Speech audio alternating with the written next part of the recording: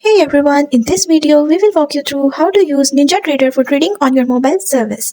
Whether you are into stocks, future or Forex, NinjaTrader makes it possible to monitor and manage trades even when you are away from your computer.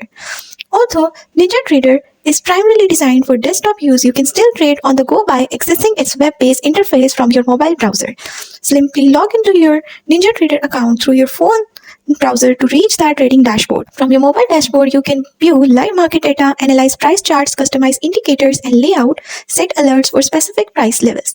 You can also place traders using the order entry system, which is streamlined for mobile with a few simple taps. Keep in mind the mobile version doesn't have all the advanced tools available on desktop. It is best as companion tool to the full NinjaTrader platform. Make sure your internet connection is stable for smooth performance. NinjaTrader on mobile is a handy option for keeping an eye on your trades and reacting to market changes anytime, anywhere. That's it. Thanks for watching.